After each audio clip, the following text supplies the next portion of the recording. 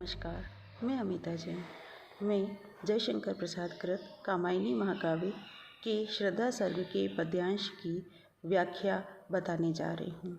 इसके साथ ही मनु और श्रद्धा के प्रथम मिलन, उसके उपरांत मानवता के इतिहास की कथा, प्रतिभिज्ञा दर्शन से की अन्नमय कोश से मनुष्य की प्रारंभ होती हुई यात्रा जो आनंद लोक तक पहुँचती है कि प्रारंभ के बारे में बताऊंगी। प्रलय के पश्चात हिमालय पर्वत पर शरण लिए मनु अकेले बसते हैं। गंधर्व कन्या श्रद्धा उनके पास आती है।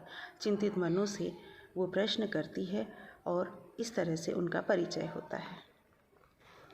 कौन तुम? संस्कृति जलनिधि तीर तरंगों से फेंकी मणि एक, कर रहे निर्जन का चुपचाप प्रभा की धारा से अभिषेक। श्रद्धा अकेले मनु को देखकर पूछती है कि तुम कौन हो? तुम्हारे बारे में मैं जानना चाहती हूँ।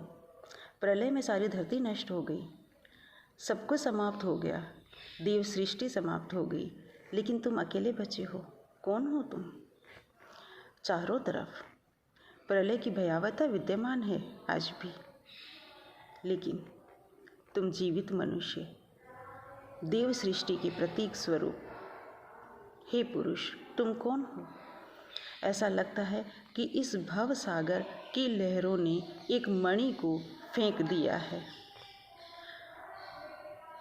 तुम्हें देखकर ऐसा लगता है कि इस नीरव प्रदेश में, इस निर्जन और इस एकांत और इस सन्नाटे के वातावरण में, इस प्रदेश का तुम अपनी कांति के धारा से आलोकित कर रहे हो, सुशोभित कर रहे हो, अभिषेक कर रहे हो। जल चढ़ाना अभिषेक करना कहलाता है, लेकिन यहाँ लाक्षणिक अर्थ में मनु के द्वारा इस निर्जन प्रदेश को सुशोभित करना, अभिषेक करना कहा गया है। मधुर विश्रांत और एकांत, जगत का सुलझा हुआ रहस्य, एक करुणामय सुंदर मौन और चंचल मन का आलस्य। तुम्हें देखकर ऐसा लगता है कि तुम्हारे अंदर मधुरता है, थकावट है और नीरवता है। एक तरह से एक सन्नाटा है, अकेलापन है। तुम्हें देखकर के मुझे ऐसा प्रतीत होता है कि हे पुरुष, तुम जगत के सुलझे हुए रहस्य के समान हो। मैं तुम्हें नहीं जानती, इसीलिए मेरे लिए तुम रहस्य हो। इस प्रलय में सब कुछ नष्ट हो गया, लेकिन तुम बचे रह गए। इसका क्या कारण है? इसलिए तुम रहस्य हो। देव सृष्टि की समाप्ति के उपरांत तुम्हारा यहाँ इस तरह से मुझसे मिलना एक रहस्य है, लेकिन तुम्हारे अंदर एक थकावट प्रतीत हो रही है। तुम अकेले हो और मधुरता तुम में वास कर रही है। इससे मुझे ऐसा लगता है कि तुम्हें मैं सुलझा पा रही हूँ, समझ पा रही हूँ कि तुम एक चिंतित पुरुष हो। तुम्हें देखकर ऐसा लगता है कि तुम करुणामय सुंदर मौन हो। तुम्हारे अंदर एक मौन व्याप्त है जो करुणा से उत्पन्न हुआ है। तुम इस तरह से अकर्मण्य दिखाई दे रहे हो। तुम इस तरह से किम कर्तव्य विमूढ़ दिखाई दे रहे हो कि ऐसा लगता है कि तुम्हारा मन, यह मनुष्य का मन जो कि चंचल है, आज आलस्य का रूप धारण किए हुए है।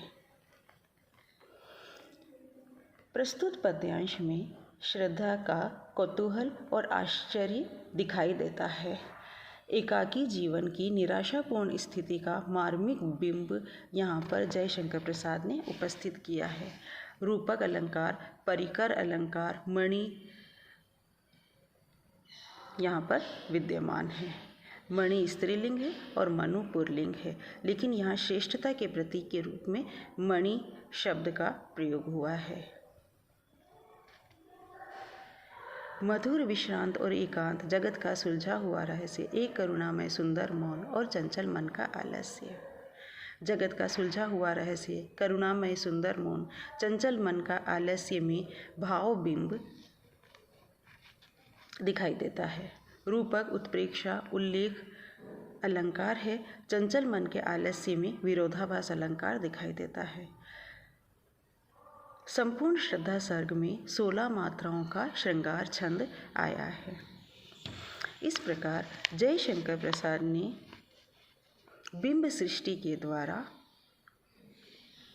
श्रद्धा के आश्चर्य और कौतूहल को व्यक्त किया है, साथ ही मनु की चिंतित अवस्था को भी व्यक्त किया है, साथ ही यह भी बताया है कि श्रद्धा किस तरह से संवाद स्थापित करने की मैत्रीपूर्ण कोशिश कर रही है। धन्यवाद।